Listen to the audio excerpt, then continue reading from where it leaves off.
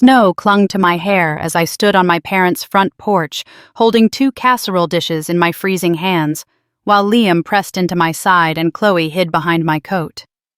The porch light flickered against the falling flakes, and for a moment, I let myself believe this Christmas dinner might finally be different. Maybe this year they would remember I was their daughter too. But when the door opened, my father's face filled the frame not with warmth, not with surprise, but with pure irritation. "Get out of my house," he said, each word clipped like he couldn't stand the sight of me. Before I could speak, my mother stepped beside him in her pearls, her arms crossed with theatrical authority. "Madeline deserves Christmas dinner more than you ever will," she added, voice cold enough to freeze the air between us.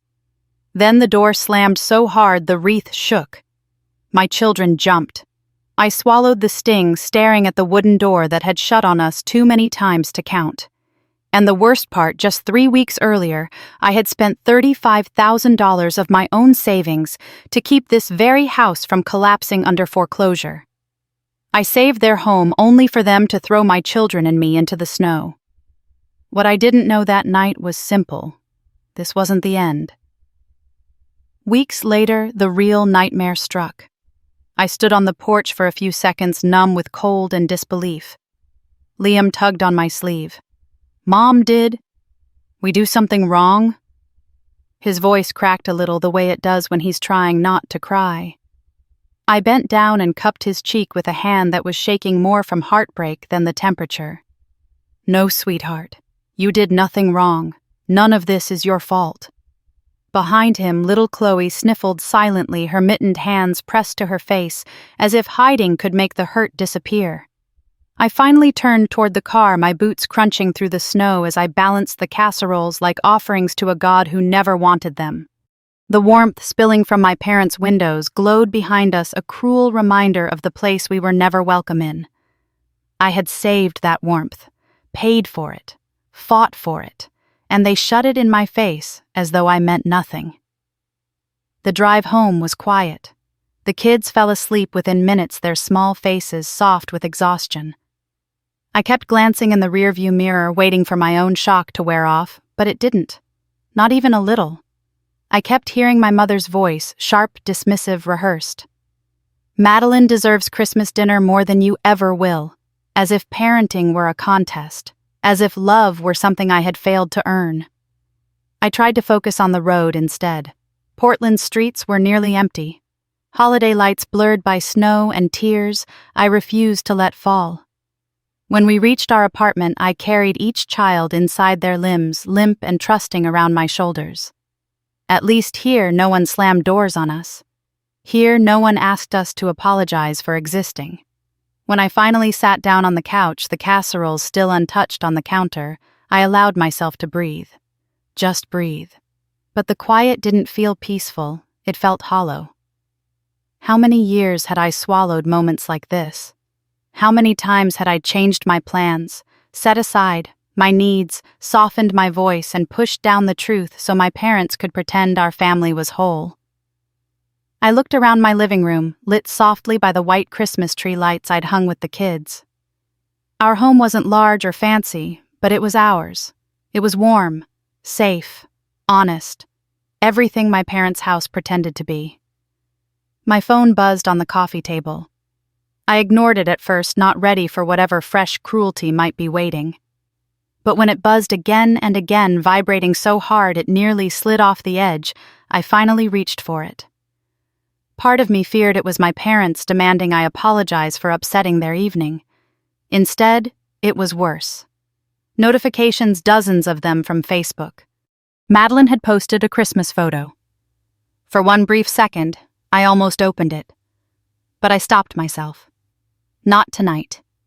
Tonight, I needed to sit in the truth of what had just happened.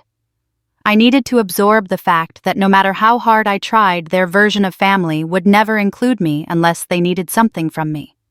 Money, labor, silence. I tucked the blanket around me and closed my eyes. It was supposed to be Christmas. It was supposed to mean something more. But for 32 years, family had always been a word that meant Caroline handles it. And tonight, thrown into the snow with my children, I realized I had handled enough. A thought flickered through my mind as the snow drifted past my window, gathering like a soft white curtain. Being thrown out wasn't the beginning of the story. It was the warning. The door my parents slammed shut wasn't shutting me out. It was pushing me toward the truth I had avoided for far too long. I didn't know it then, but everything that happened next began with that slam. I woke up the next morning with a heaviness behind my eyes, the kind that comes from crying without letting yourself cry. The apartment was still dim and too quiet until I heard small feet padding across the carpet. Liam climbed into my bed without a word, curling into my side while Chloe stood beside us with her stuffed polar bear. "Mom," she whispered, "are we still having Christmas today?" Her question pierced deeper than anything my parents had said the night before.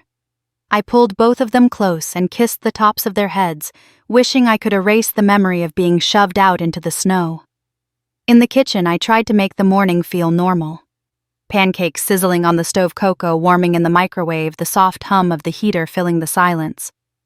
Liam sat at the table doodling little snowmen while Chloe twirled around in her pajamas. I watched them, reminding myself that children rebound faster than adults unless the adults keep reopening the same wound. I didn't want that for them. Not the kind of emotional bruising I grew up with. Not the kind of favoritism that leaves scars long after childhood ends. My phone buzzed on the counter. I almost ignored it, but something told me to look. 26 Facebook notifications. My stomach tightened. Of course. Madeline never missed a chance to perform. I opened the app and immediately felt the air leave my lungs. There it was, a perfectly staged Christmas photo of Madeline sandwiched between my parents in front of their living room tree. Their real tree. The one I used to decorate before she declared herself too busy. Judith's arms wrapped around her. Gerald smiling like nothing in the world could possibly be wrong. And beneath the photo, Madeline's caption, "So grateful I could save my parents' home this year. A true Christmas miracle." My vision blurred for a second. I blinked hard. Resisted the urge to throw my phone across the room. Comments poured in praising her, celebrating her, calling her a role model daughter and family hero. And right there below all of it, my mother's comment, "We're so blessed to have you, sweetheart. We don't know what we'd do without you." A familiar ache spread across my chest. This wasn't new. They had always rewritten the story to make her shine. But seeing them take credit for my sacrifice, my $35,000, my quiet act of hope, was a different kind of betrayal. "Mom, what are you looking at?" Liam asked, coming to stand by me. Before I could hide the screen, he read the caption aloud. "Aunt Madeline saved Grandma's house." He frowned, confused. "But you did that." I crouched down beside him. "Sometimes grown-ups say things online that aren't true," I said softly. He leaned into me and I wrapped my arms around him, feeling the sharp sting of generational trauma trying to slip into another generation. Not this time. Not my kids. I stood up, needing a breath, needing a moment, needing anything to pull me out of the swirling anger forming inside me. That's when I noticed the stack of unopened mail by the door. I grabbed it and sifted through the usual junk coupons, catalogs, ads. Then an envelope caught my eye. Stark. Formal. From North Coast Lending. The same lender handling my parents' mortgage payment. But this was addressed to me. Mercer Family, so Caroline Mercer. A strange unease crept into my stomach. I tore it open carefully. Inside was a payment confirmation for the money I had wired, nothing unusual there. But behind that page was something else. A notice referring to a secondary loan. A loan I had never heard of. A loan supposedly under my name. My heart thudded. I read the document again. Then a third time. The language was clinical, direct, unmistakable. Outstanding balance. Missed payments. Interest penalty accrual. Second mortgage file. My breath hitched. Why would a secondary loan taken out months ago be tied to my name? Why would the paperwork arrive at my apartment instead of my parents'? Why would the statement list charges I had nothing to do with? I felt dizzy. Betrayal is heavy, but realizing betrayal is systemic, woven into years of family behavior, is another weight entirely. As I stood there frozen, my phone buzzed with another notification. This time, an email. From North Coast Lending. Subject: Your requested loan documentation is ready for pickup. I stared at the screen, pulse pounding. I hadn't requested anything. I hadn't initiated any loan. I hadn't signed any document. Yet someone had. Someone pretending to be me. Someone confident that I would never find out. I clutched the envelope as if it might burst into flames. Memories flickered, old conversations, bank calls, unexplained fees. I brushed off as mistakes, moments when I felt something was off but didn't know what. A pattern I never wanted to see suddenly connected itself in perfect clarity. I looked at Liam and Chloe playing on the floor, blissfully unaware. Their laughter echoed through the room, grounding me just enough to breathe. Something was very wrong. And I was done letting my family write the narrative. I had been thrown out of Christmas dinner, but that wasn't the end. It was only the beginning of uncovering what they had done with my name. The morning sunlight filtered weakly through the blinds, casting pale lines across the living room floor. I poured myself a cup of coffee, hoping the warmth would settle the unease twisting in my stomach, but it didn't. Everything about the house felt a little too quiet, like the calm before something breaks. I tried to focus on the simple rhythm of the morning toast, popping, kids laughing over a cartoon, the smell of cinnamon from a candle I lit to distract myself. But the pit in my chest remained heavy and unmoving. My phone buzzed on the counter. Then again. Then a third time. The vibrations kept coming steadily, insistently, like someone was pounding on a door inside my mind. I wiped my hands on a towel and picked it up. 29 notifications from Facebook. I froze. I opened the app knowing, dreading, expecting, and still somehow not prepared.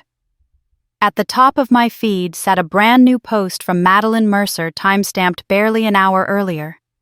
A glossy, perfectly lit photo filled the screen. Madeline in a ruby velvet dress, standing between my parents in front of their Christmas tree. The same tree my kids had stood in front of last night before we were shoved back into the snow. Everyone in the photo was smiling. Radiant. Picture perfect. The caption twisted like a knife. So grateful I could save my parents' home this year. A true Christmas miracle. I stared at the words until they blurred. My throat tightened. My vision pulsed. She stole my sacrifice, packaged it as her own, and fed it to the world like a piece of virtue candy. I scrolled down and the comments were even worse. You're such a blessing, Maddie. A daughter like you is heaven sent. Your parents must be so proud. And then from Judith herself, we're so blessed to have you, sweetheart. We don't know what we'd do without you. I felt my heart drop into my stomach. It wasn't just that they let her take credit. It was that they celebrated it, publicly, eagerly, as if my $35,000 didn't exist, as if my children hadn't stood outside in the cold crying while they posed for this perfect picture. Mom Liam tugged on my sleeve. What's wrong? Before I could hide the screen, he read the caption out loud. Aunt Madeline saved their house. His brow furrowed. But you did that. His innocence cracked something inside me.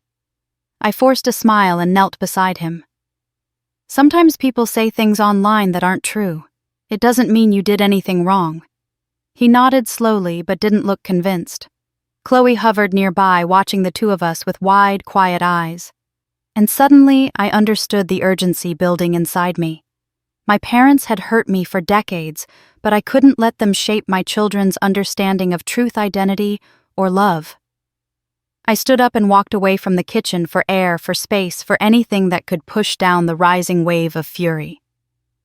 That's when I saw it again, the envelope from North Coast Lending sitting on the coffee table where I'd dropped it last night. My pulse quickened. I picked it up and reread the letter inside this time, with the clarity anger brings. Payment confirmation. Secondary loan. Outstanding balance. Late fees. Every line screamed of something carefully hidden, something designed to look official enough to pass, but vague enough not to trigger attention. But the sentence that made my breath stutter was simple. Second account in your name. My name. My hands trembled as I dug through the discarded mail pile and confirmed there were no errors, no mix-ups, no wrong address stamped by mistake. Everything pointed to the same truth: someone had willingly, intentionally placed me at the center of this loan. As if on cue, my phone buzzed again, an email notification. Subject: Your requested loan documentation is ready for pickup. Requested documentation. My name on it. I hadn't asked for anything. I hadn't signed anything. I hadn't known about anything. Yet someone had. Someone confident enough to forge my identity. Someone who assumed I would never question it because I had spent my whole life quietly cleaning up their messes. For a moment, the apartment spun. I pulled out a kitchen chair and sank into it, pressing my palms to the table to steady myself. The kids kept playing in the next room, unaware of the storm forming in the hallway. I reread the email, then the letter, letting the truth settle in like ice. My parents had been careless with my feelings for years. But this was different. This was calculated. This was dangerous. This was betrayal rooted in entitlement so deep they didn't even flinch while doing it. A faint memory bubbled up from years ago, a debt collector calling my dorm room insisting I had missed a payment on a card I never opened. My parents brushing it off as a mistake. Me believing them. But what if it hadn't been a mistake? I sucked in a breath. The room felt smaller, the air thinner. My entire life with them suddenly rearranged itself, scene by scene, moment by moment, into something far uglier than I ever allowed myself to imagine. I stood up abruptly and grabbed my coat. I didn't know exactly what I would find at North Coast Lending.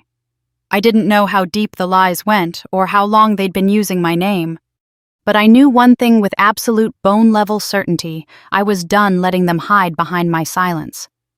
The icy wind hit my face the moment I stepped out of the car, sharp enough to steal my breath. North Coast Lending looked smaller than I imagined, just a brick building with a faded sign and a plastic wreath taped to the front door, as if someone remembered Christmas at the last minute. I pushed the door open, and a gust of overheated air and burnt coffee drifted toward me. The lobby was quiet, outdated, and smelled faintly of copier ink. A young clerk sat behind the front desk, tapping on a keyboard with chipped red nail polish. "Hi," I said, trying to steady my voice. "I'm here to pick up loan documentation under my name." The clerk typed something. Paused, squinted at her screen, then looked up sharply. "You're Caroline Mercer." The way she said my name made my skin prickle.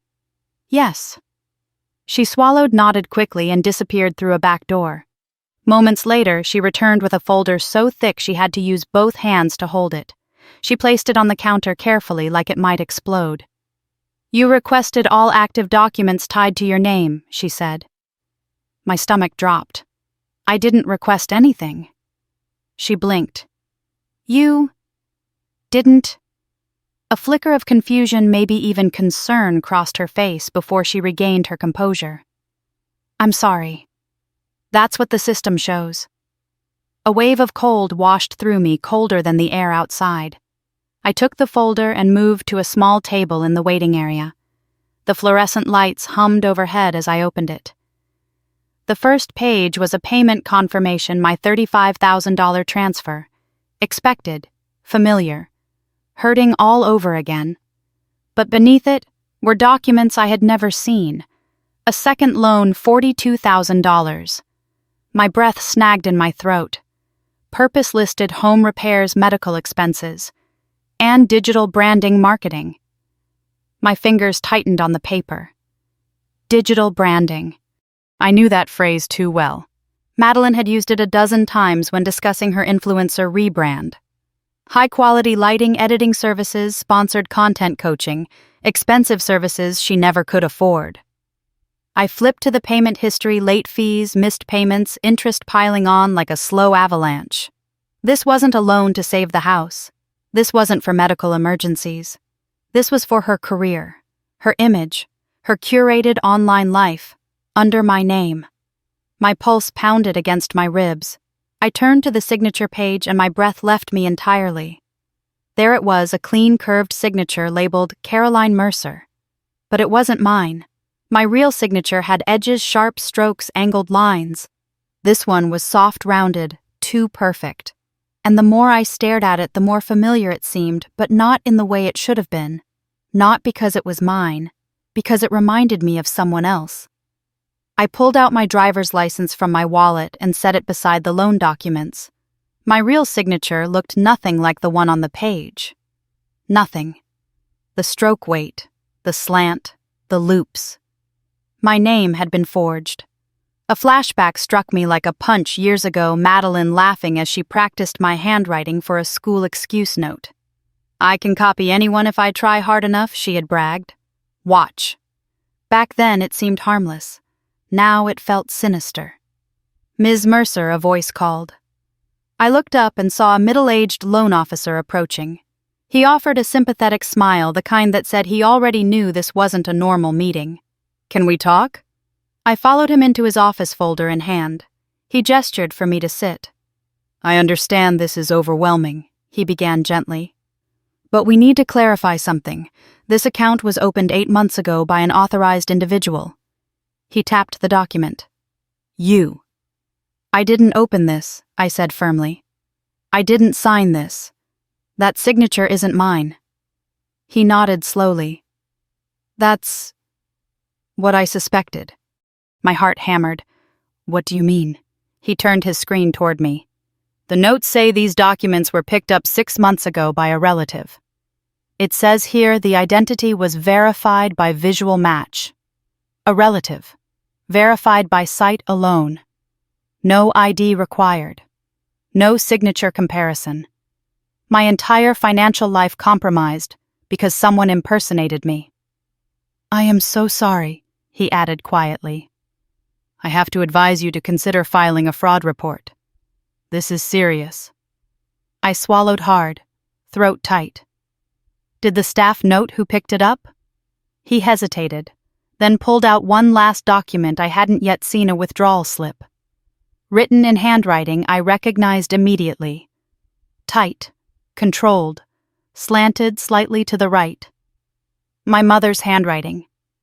The air left my lungs. I stepped out into the parking lot, gripping the folder, the wind slicing across my face. I leaned against my car, trying to process the truth unraveling inside me. This wasn't an accident. This wasn't confusion or bad paperwork. This was deliberate. My parents had used my credit. My sister had used my identity. And my mother had signed documents pretending to be me. 32 years of being their scapegoat and fixer suddenly reorganized themselves into a single revelation. I had never been their daughter. I had been their resource. The snow swirled around me as I steadied my breath, each inhale sharper than the last. My phone buzzed in my pocket. A text from Madeline. "We need to talk. Tomorrow. No excuses." I stared at the message for a long moment, anger rising into resolve. They had taken my name, my money, my trust. They weren't taking anything else. I texted back one word. Tomorrow. I set the binder down on the kitchen counter and just stared at it, the weight of it pressing against the air in the room like a storm cloud. My apartment felt different now, sharper, clearer, like my eyes had finally adjusted to a truth I'd spent years avoiding. The space was small, warm, lived in. A home built from long nights of budgeting, early mornings before school drop-offs, and every decision I'd made alone. It wasn't grand, but it was mine. And for the first time in my life, I saw it without apology. Liam and Chloe were sprawled on the living room floor, building a fort out of pillows. Their laughter floated toward me light and unburdened. It astonished me how children could find joy even as the world shook beneath them. Maybe they didn't know it yet, but the ground was shifting. Our lives were shifting, and I was finally strong enough to recognize the difference between damage and destiny. The kettle clicked off. I poured myself tea, letting the steam warm my face. My eyes drifted toward the folder again. $42,000. A forged signature. A second loan. My name abused as if it were a household tool they could pick up whenever they needed. I exhaled roughly. Why did I let them think I lived a small, struggling life? Why did I pretend I wasn't capable or successful? The answer came easily because every time I shined too brightly, my mother dimmed the lights. A memory rose uninvited me at 23, proud of my first promotion at the medical logistics company. I told my mother over dinner, expecting at least a nod of approval. Instead, she sighed. "Do you have to brag?" Then she turned to Madeline and asked about her weekend trip. The conversation shifted and I shrank again. After that, I stopped sharing good news. I became careful, quiet, smaller. I kept my job description vague, calling it office work, downplaying my role. I didn't tell them when I bought my car. I didn't tell them when I got my first bonus. I didn't tell them when I moved into this apartment with its tall windows and cozy corners and the kind of peace money couldn't buy. They never asked who I was when I wasn't fixing their lives. They didn't want to know. And maybe that was why saving their house felt like something I had to do. Not to win their love, but to prove to myself that family could be saved if I just tried hard enough. What a lie that turned out to be. I walked into the living room and sat on the carpet beside Liam. He crawled into my lap, resting his head against me. "Are you okay, Mom?" he asked softly.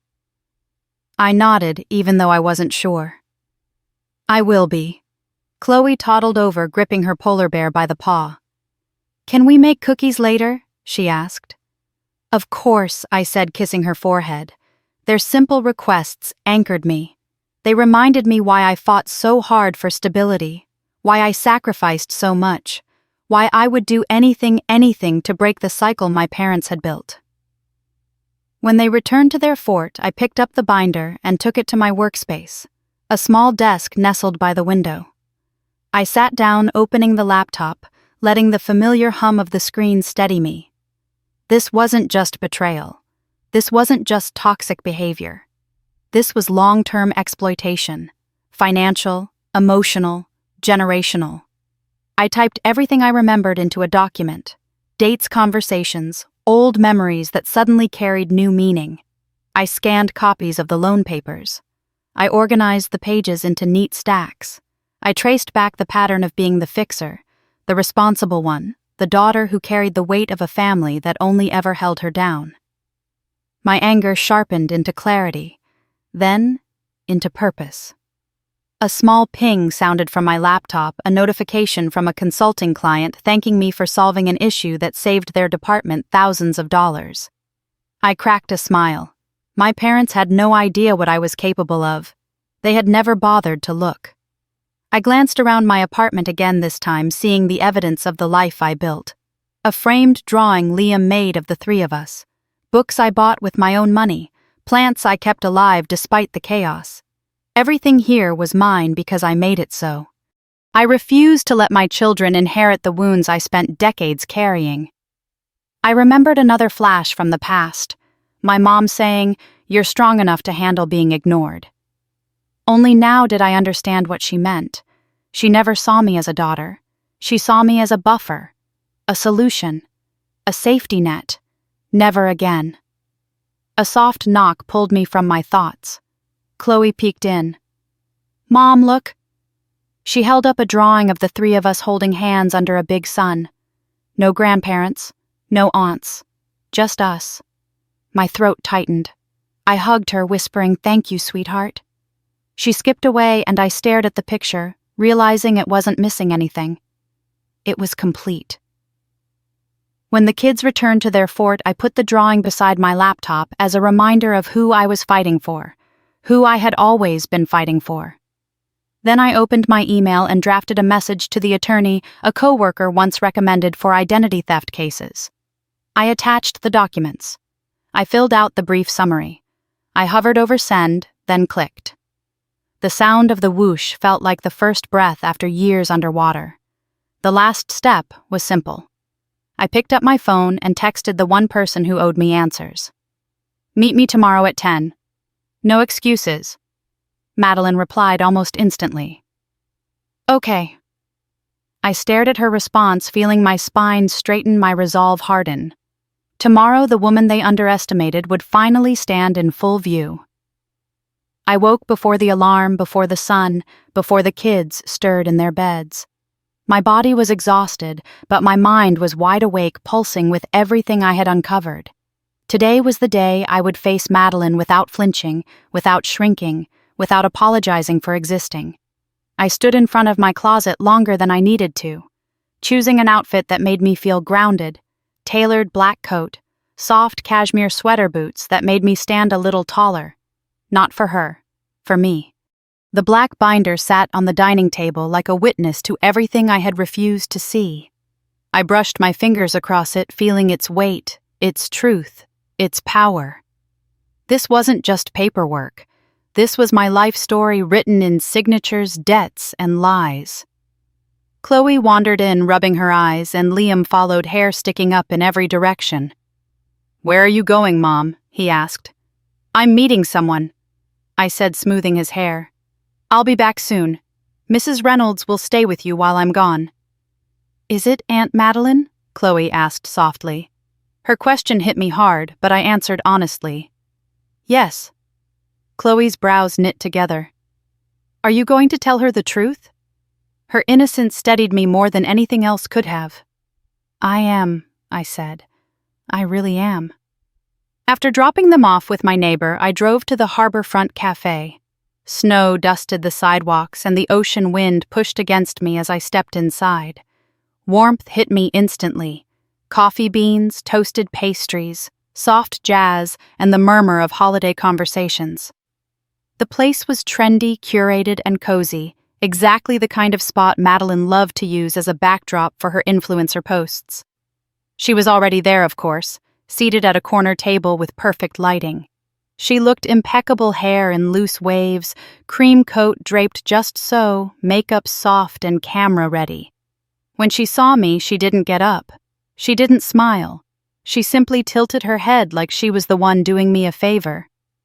"Caroline," she said brightly, too brightly. "I'm glad you finally came to your senses." I sat across from her without returning the smile. "I said 10. I'm here." Madeline's eyes flickered toward the tote bag beside my chair, the bag containing the binder. She wasn't nearly as composed as she pretended to be, so she began stirring her latte with carefully manicured nails. "I think we should talk about Christmas. You really overreacted. Mom was just stressed. You can't take everything so personally." I let her words hang in the air, cold and ridiculous. Her confidence wavered when I didn't respond. "You know," she continued, lowering her voice like she was the one offering compassion, "you've always taken things the wrong way. Mom just wants the best for the family. You made things awkward." I leaned back in my chair. "Madeline, you publicly took credit for saving the house." She blinked. "I was helping the family narrative. You didn't need the spotlight." I stared at her, wondering how she could say that so casually, as if she hadn't humiliated me in front of our entire hometown, as if stealing my sacrifice was no different than borrowing a sweater. And Madeline added, carefully watching my reaction, "You know how Mom is. You shouldn't take her remarks so seriously." There it was, the old script. Blame my sensitivity, excuse their cruelty, rewrite reality so it fit their comfort. But not today. I reached into my bag and placed the North Coast lending envelope between us. Why did I get loan documents under my name? Madeline's face went still. Completely still. Her fingers tightened around her cup until the vein on her wrist stood out. "I don't know what you're talking about," she said, voice suddenly thin. I opened the binder and slid the forged signature page across the table. Her breath hitched. Her eyes darted to the signature, then away, then back again. She couldn't mask it recognition. Fear. "Why does this look like your handwriting?" I asked calmly. Her lips trembled. "Mom said you wouldn't find out." She whispered the words, spilling out before she could stop herself. The cafe noise faded. All I heard was the pounding of my own heart. Mom said what? She said you always fix things. Madeline rushed out. She said you never complain. She said it was just paperwork. She said it wasn't a big deal. I stared at her, a lifetime of being the scapegoat snapping together like a lock clicking open. So you signed my name? Madeline's shoulders collapsed. Tears welled in her eyes but didn't fall. Mom told me to practice. She said if I didn't, my brand would die. She said you'd understand.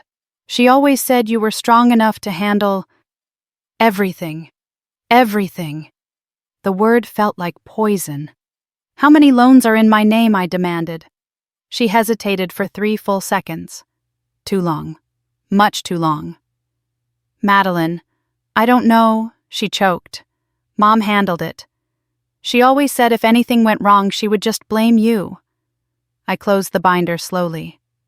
Tonight, I said, standing up, you're going to tell them exactly what you just told me. Madeline reached for my arm, voice cracking. Caroline, please. But I stepped back. For 32 years, I stayed quiet. Not anymore. I left the cafe without looking back. The cold air hit me like clarity. Madeline had finally shown her fear, and fear meant the truth was beginning to unravel. And I was the one pulling the thread. I sat in my car outside the cafe long after Madeline's confession stopped echoing in my head. Her words replayed in sharp, ugly fragments. Mom said you wouldn't find out. Mom said you'd fix it. Mom said she'd blame you. Every syllable stripped away another layer of the illusion I'd clung to for years. I gripped the steering wheel, feeling the tremor of fury, betrayal, and something deeper, clarity. I finally understood what my family had turned me into and what I had allowed myself to become. My phone buzzed on the passenger seat. A text from an unknown number blinked on the screen. Talk to your parents before it's too late. I stared at it, my skin tightening. The message wasn't threatening, but it wasn't comforting either. It felt like a warning from someone watching the situation unravel from the outside. Someone who knew more than I did.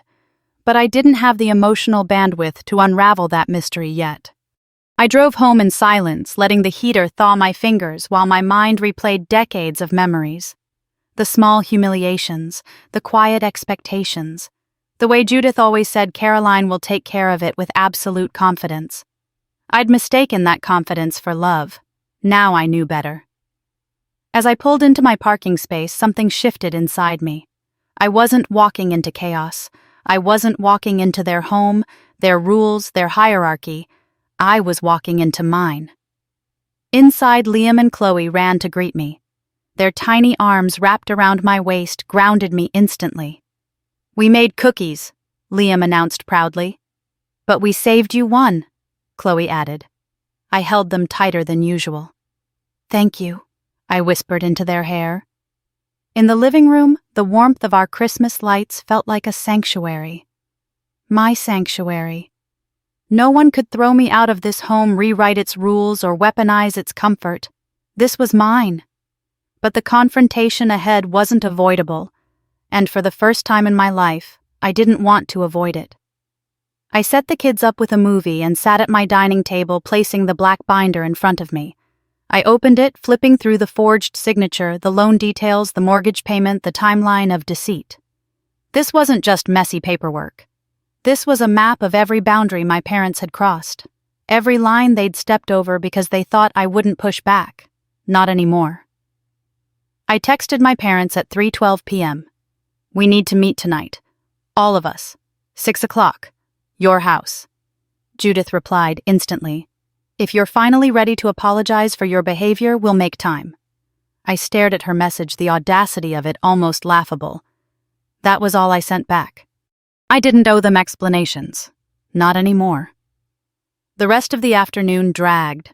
I tried to distract myself by folding laundry, cleaning the kitchen, helping Liam find a missing toy car. But the storm brewing inside me didn't ease. When I stepped outside to take a breath of cold air, my phone rang.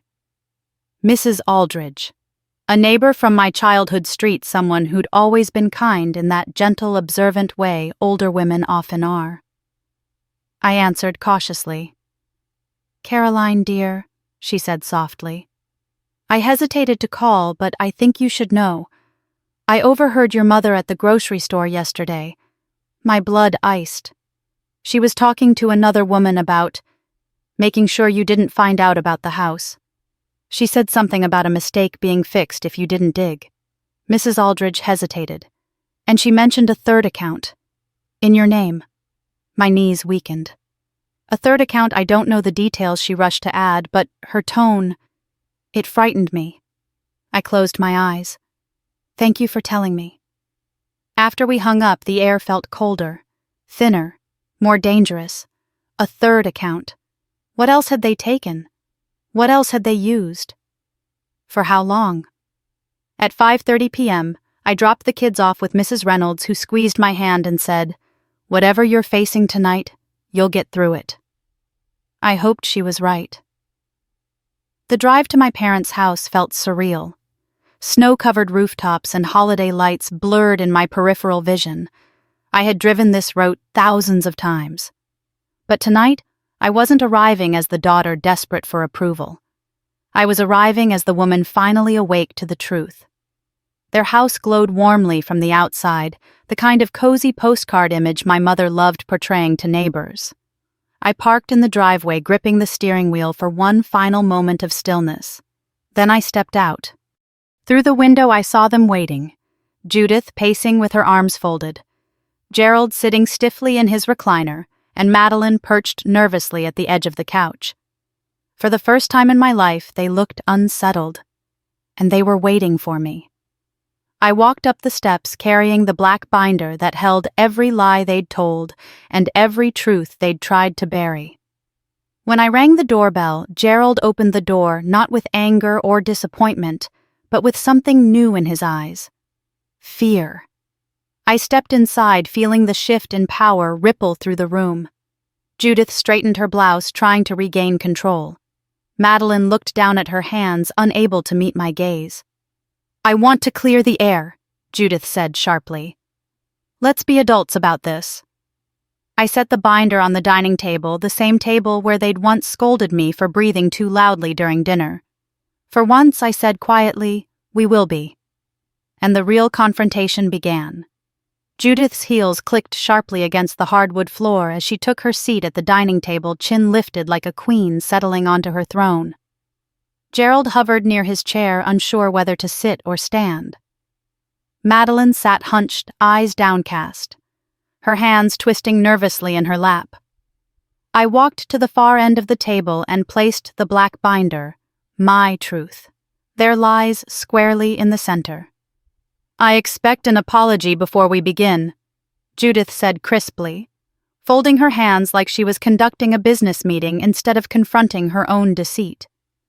I pulled out a chair and sat. "We're not starting with an apology," I said. "Not from me." Her jaw tightened. "Caroline, the way you behaved on Christmas? The way you behaved on Christmas?" I cut in. My voice steady was unacceptable. The room fell into a thick silence. Judith scoffed a brittle sound. "You embarrassed the entire family, storming out with your children making a scene?" "You threw us out," I said. "My children were crying on your porch, and you shut the door." Gerald flinched. Madeline's lip trembled. Judith waved a dismissive hand. "You're being dramatic. You always were. Madeline didn't mean to upset you." I let out a hollow laugh. "Madeline didn't greet us. You didn't greet us. You made it clear we weren't wanted." Judith leaned forward. "You take everything so personally. You twist it into some emotional injury. You always have. No matter how many times I heard that line, it hit the same nerve. But tonight, it didn't silence me. Tonight, I held my ground. I'm not here to argue about Christmas," I said. "I'm here to talk about the pattern. About 30 years of being treated like an afterthought while Madeline was treated like royalty." Madeline winced. Gerald finally sat down with a sigh. "Caroline, your mother and I did our best." "Your best," I repeated quietly, was selective. I listed it all. Every forgotten birthday, every overlooked accomplishment, every time I was told to be quiet, be helpful, be strong, be understanding. Every time Madeline was handed things I had to earn on my own. Every time I was expected to clean up the messes she made. Judith rolled her eyes. This again. Yes, I said, my voice rising just enough. This again. Because I finally understand it wasn't just favoritism. It was convenience. It was easier to burden me than teach Madeline responsibility. Madeline's breath stuttered a tiny sound in the tense room. And I continued, it was easier to ignore my children's feelings than risk upsetting your golden child. Judith stiffened. Children are resilient. They shouldn't have to be, I replied. Silence rippled. Gerald's gaze shifted to the binder. What's in there? He asked quietly. I opened it slowly, revealing the first page, my $35,000 mortgage payment receipt. Do you see this? I asked. Gerald squinted. Judith's eyes darted away. That's the exact amount I paid to save your home, without telling anyone, without asking for anything. Not even a thank you. Judith pursed her lips. We didn't ask you to do that. No, I said you just expected me to. I slid the next page forward, the one with late fees and missed payments. Judith's nostrils flared. Gerald swallowed hard. This is the financial mess you were already in before I stepped in, I continued. This is what you refused to tell me. Madeline reached for a tissue, hands trembling. And before you try to rewrite what I just said, I added, understand this. I'm not angry because you needed help. I'm angry because you lied. Because you let Madeline take public credit for something she never did. Because you humiliated me in front of my children. Judith slapped her hand on the table. We were trying to protect the family image. The image, I repeated slowly, that depends on my silence. Judith looked startled, like she hadn't expected me to call it what it was. Gerald cleared his throat. Caroline, what exactly are you accusing us of? I'm not accusing you of anything yet, I said. I'm stating facts. I paid your mortgage. I supported you financially for years. And you never treated me like a daughter. You treated me like a tool. Judith's face tightened. Gone was the icy composure. In its place was something rawer defensiveness bordering on panic. Madeline whispered, Caroline, please don't. Her voice cracked, barely audible. I looked at her, then back at my parents. We're not done, I said. We haven't even gotten to the real reason we're here. I placed my hand on the binder but didn't open it further yet. I wanted them to feel the moment stretch, to feel the dread settle, to feel the consequences creeping closer. You're going to listen all the way through this time, I said. No interruptions, no gaslighting, no rewriting the story. Judith opened her mouth, but I raised a hand. For the first time in my life, she stopped. Gerald's voice trembled slightly. What are you talking about? I met his eyes. You'll see. The room felt like it inhaled and held its breath. What I would say next would break whatever was left of the Mercer family mythology. And there was no going back. The silence around the dining table thickened as I pulled the binder closer. Judith's fingers twitched against her pearls. Gerald's leg bounced under the table and Madeline stared at her lap as if bracing for impact. I could feel their fear before I even spoke. It was the first time I had ever seen them afraid of me. 8 months ago, I began keeping my voice steady. A loan was taken out in my name. Judith's breath caught. Gerald blinked rapidly. Madeline squeezed her eyes shut. I slid the first set of documents across the table. $42,000, I said. You want to tell me who opened it? Gerald looked at Judith. Judith looked at Madeline. Madeline looked like she wanted to sink into the floor. Finally, Gerald cleared his throat. We didn't take that loan. Correct, I said. Because according to this paperwork, I did. Judith scoffed, clinging to denial. That has nothing to do with us. You're dramatizing why I interrupted. Is your address listed on it? Her mouth opened, then closed. I pointed at the second page. Why do the late fees coincide with the exact months you were complaining about money? No answer. I tapped the payment purpose section. Why does this loan list home repairs? medical expenses. And I slid the page toward Madeline Digital Branding. Madeline's shoulders shook. You expected me not to notice that one, didn't you? I asked softly. Judith lunged in front of her. We had expenses. Emergencies. You're blowing this out of emergencies like Instagram sponsorships. I cut in. Like camera equipment and editing services. Judith froze. Gerald stared at the tablecloth. This wasn't to save the house, I said. This was to save Madeline's influencer career. Madeline let out a strangled sob. Judith shot her a murderous look. Pull yourself together, she hissed. No, I said firmly. Let her speak. But Madeline didn't. Not yet. I turned to the signature page and laid my driver's license beside it. Let's talk about this, I said. Because whoever forged this signature practiced. They studied my handwriting. They were confident they could pass as me. Judith's face drained of color. Gerald leaned forward. It looks like yours. I locked eyes with him. It's not. I traced the differences with my finger stroke angle loop shape, baseline slant. All wrong. And the loan officer confirmed something else I added. Someone picked up these documents in person 6 months ago. Judith blinked rapidly. Madeline flinched. The file says they were a relative, verified by visual match. Madeline's breath quickened. I could see her unraveling in real time. Madeline, I said. Was it you? Her lips trembled. And then the dam broke. It was Mom, she choked, tears spilling. She told me to sign your name. She said it wasn't a big deal. She said you wouldn't find out. She said you'd fix it if anything went wrong. Judith slammed her hand on the table. Madeline. Stop talking. But Madeline couldn't. The truth poured out of her like she'd been holding it for months. She made me practice your signature, she sobbed. She said it was for the house. She said we had no choice. And she covered her face. I was scared. I didn't know what else to do. Gerald turned to Judith, horror spreading across his features. You forged our daughter's name. You used her identity. Judith bristled. I did what I had to do to keep this family from falling apart.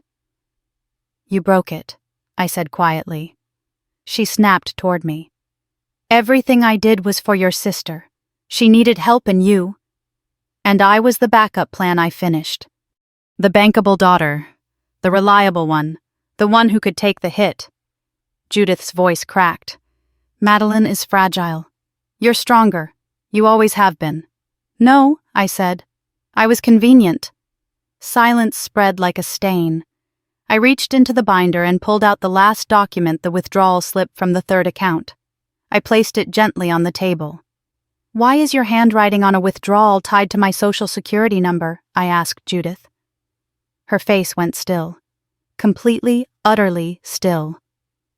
Gerald turned to her, voice breaking. Judith, what did you do? She folded her arms tightly across her chest. It was temporary. Mom, Madeline whispered, horrified. I was going to put it back. You drained a savings account I didn't even know existed, I said. And you planned to put it back. When you needed something else from me. When Madeline had another crisis. Judith's composure shattered. You owe us. After everything we did for you, you did nothing for me, I said softly. I raised myself under your roof. Madeline sobbed harder. Gerald looked like he might collapse. I stood closing the binder with a quiet, decisive snap. I'm not paying another cent, I said. I'm filing an identity theft report. I'm talking to a lawyer, and I'm protecting my children from this family. Judith stood abruptly. You can't do this. We're your parents. I picked up the binder. You stopped being parents the moment you signed my name. They all stared at me, shocked, unraveling, exposed. Gerald's voice trembled. What happens now? I walked to the doorway, binder in hand, spine straight, breath steady. Now, I said without turning back, you deal with the mess you created. And as the door clicked shut behind me, I realized this wasn't the end of the Mercer family's downfall. It was only the beginning. Snow crunched beneath my boots as I walked away from the house I had saved, gripping the binder against my chest like armor. The air was sharp, almost metallic, but it felt cleaner than anything inside those walls. My breath came out in small, visible bursts as I reached my car and sat behind the wheel. My hands were shaking not from fear, but from the sudden weightlessness of a truth finally spoken. I started the engine and let the heater roar to life. My phone buzzed on the seat beside me, but I didn't reach for it. Not yet. I needed one moment to exist outside of their chaos. One moment to feel the separation like a cord finally cut. But the buzzing continued, persistent and urgent. I finally picked it up. A voicemail notification blinked on the screen. Not from my parents, from North Coast Lending. My thumb hovered for a second before I hit play. Ms. Mercer, this is Mr. Halpern. We've reviewed the documents in your file.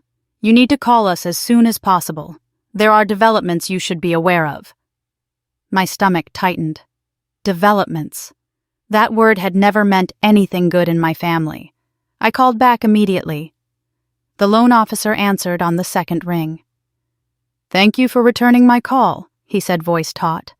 I wanted to inform you that we've officially flagged the account for suspected identity fraud. As of this morning, the loan in your name is frozen. Frozen. The word made my entire body sag with relief. No new charges can be added, he continued, and debt collection actions have been paused, but I strongly recommend filing a police report and consulting legal counsel. I already contacted an attorney, I said. Good, he replied, because if the activity continues and we have reason to believe it might, your credit and personal information could be at serious risk. A cold wave rolled over me. Continues. There's more. He hesitated. We found inconsistencies going back several years. This isn't the first time your information has been used. My breath hitched. How many times, I whispered.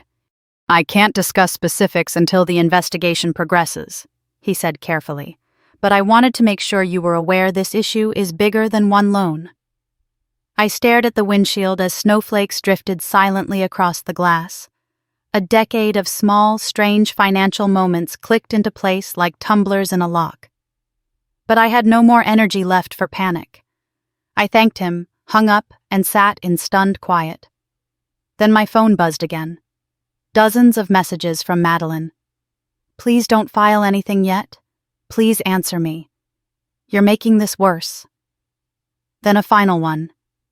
You don't understand what she's capable of.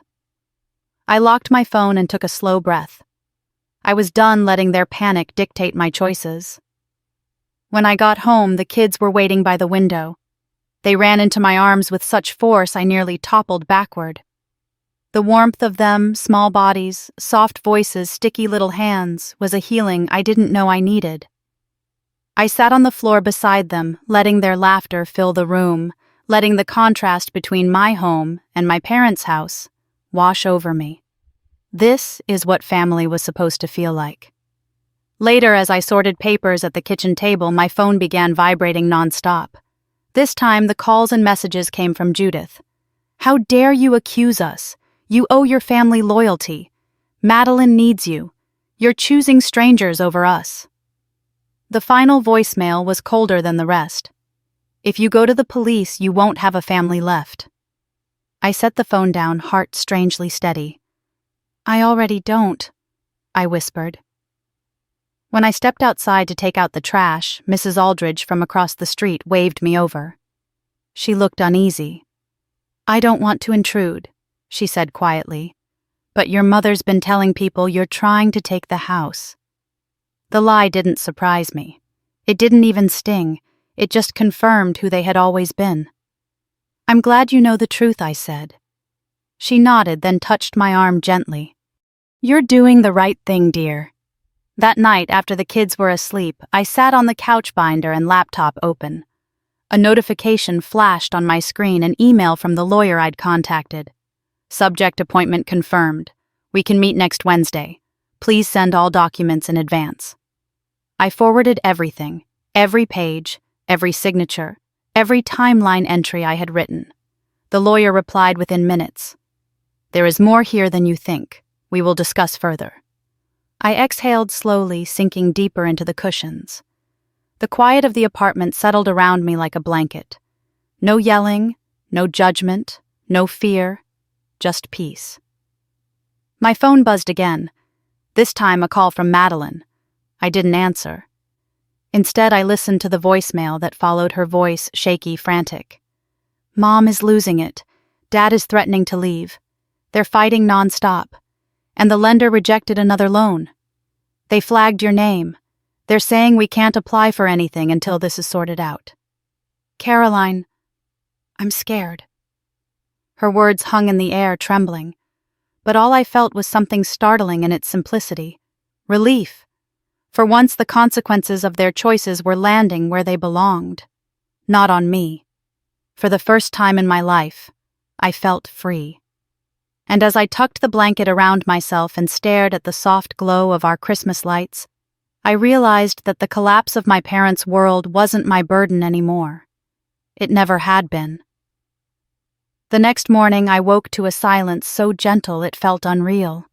No buzzing notifications, no frantic messages, no weight pressing down on my chest, just the soft hum of the heater and the faint sound of Liam and Chloe whispering to each other in the hallway, trying to decide who would come wake me first. I smiled into my pillow, a small but genuine smile, the first in longer than I could remember. I pulled myself out of bed and walked into the kitchen. The kids were already there, perched on stools eating cereal straight from the box with mischievous grins. The sunlight hit their faces like warm gold, and for a moment I stood there memorizing the piece. This was what a morning in a real home looked like. This was what safety sounded like. Mom, can we make French toast tomorrow? Liam asked between bites. Absolutely, I said, ruffling his hair. We'll make extra. As I filled the kettle with water, my phone lit up with a new email. I nearly ignored it. Pain had trained me to expect bad news, but something nudged me to look. The subject line read, "Important action required." My heart sped up, but I opened it anyway. It was from North Coast Lending. Ms. Mercer, we have completed the freeze on all accounts opened under your information. Please contact us to review suspicious activity identified in your credit records. Suspicious activity, plural. I pressed my palm against the counter and took a slow breath. Then I called. The loan officer answered immediately as if awaiting my call. Good morning, Ms. Mercer, he said. I wanted to confirm that your fraudulent loan has been fully frozen. No creditors can pursue you. Relief washed through me like warm water. Thank you. There is one more thing, he continued. While reviewing historical data, we found other irregularities tied to your identity. Older ones. You mean this isn't the only account? I asked quietly. I'm afraid not. We'll need your attorney to request full documentation. But it appears this pattern has been happening for years. Years. A word that cracked something open inside me. A word that rewrote every strange financial moment from my 20s. A word that rewound my entire relationship with my family and turned it inside out. Thank you for letting me know, I said. I'll follow up with my lawyer. After I hung up, I sat at the table and opened my laptop, pulling up my credit report. I scanned the entries slowly, line by line. There it was. A closed savings account I never closed. A credit inquiry from a store I'd never visited. A lingering notation from 8 years ago.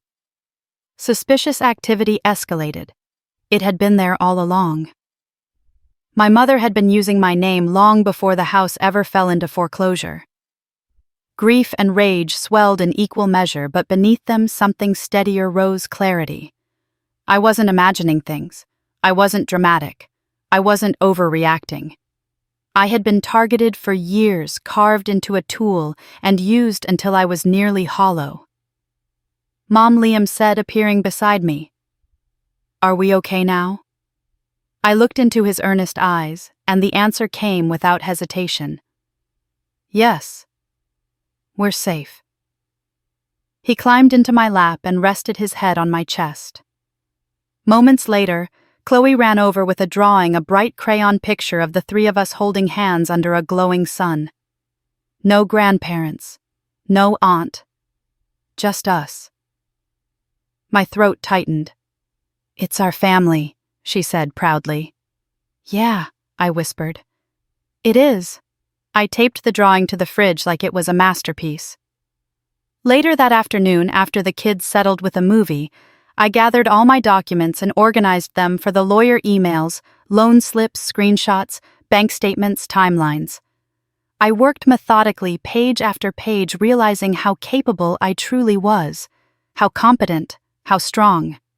Not because my parents told me so, they never did, but because I had survived everything they built to break me. My phone buzzed. A text from an unknown number. This is Gerald. I just want to say, I'm sorry. I didn't know everything. I should have protected you better. I hope one day you can forgive me. I read the message 3 times. It didn't erase anything. It didn't undo the damage. But it was real. And for the first time, he sounded like a father instead of Judith's shadow.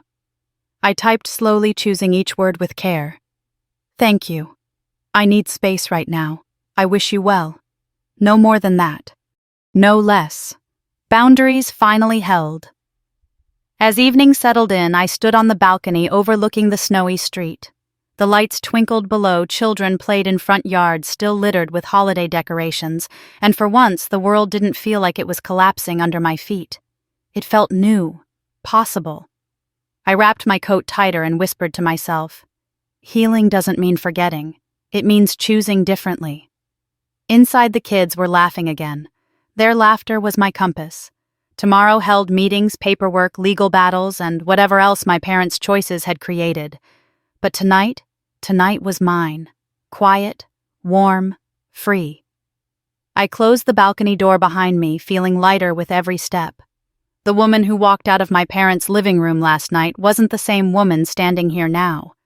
She was stronger, clearer, and she finally felt like she belonged to her own life. The lawyer's office was warmer than I expected, lined with bookshelves and soft lighting that made the room feel more like a study than a legal battleground. I sat across from Ms. Davenport, a sharp-eyed woman in her 50s, with an expression that balanced empathy and steel. She flipped through the binder I had brought, pausing frequently, eyebrows rising with each new document. Caroline, she said, finally closing the binder gently, this isn't just a case of identity theft. This is long-term financial exploitation. Hearing the words spoken out loud made my skin prickle. I nodded slowly, hands clasped tightly in my lap. You have the right to file a formal identity theft report, she continued.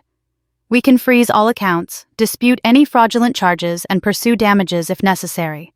I'll walk you through every step. I swallowed. I'm not looking to ruin them. Her gaze softened. You don't have to.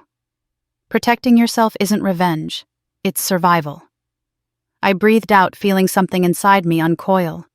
I just want this to end. For my kids. For me. That's exactly what we'll do, she said, sliding a packet of forms toward me. Confidentiality agreements, fraud affidavits, documentation requests. Once we file these, your name will finally be yours again. My throat tightened with relief. On my way out, my phone buzzed. A long text from Judith. Pages of self-pity accusations and guilt tactics. You're abandoning your family. You're choosing outsiders. We did everything for you. I didn't respond. Not a word. Instead, I deleted the message and blocked her number. Outside, the winter air smelled faintly of pine and frost. The sky was pale blue, the kind of crisp January day that felt like a reset button. I walked slowly to my car, feeling lighter than I had in years. Just as I reached the door, my phone vibrated again, this time a voicemail from Gerald. His voice was quiet, almost fragile. I didn't know your mother did all of that. I'm so sorry, Caroline. I failed you. I hope you find peace. You deserve it. I closed my eyes and let the apology settle over me, not as an answer, not as forgiveness, but as closure. That was all I had ever needed from him. When I got home, Liam and Chloe were waiting with paper crowns on their heads. Mom. We built a castle, they shouted, pulling me inside before I even took off my coat. Their joy filled the apartment like sunlight. We spent the afternoon making cocoa stacking pillows and laughing until our sides hurt. It struck me then, this was enough. More than enough. This was family.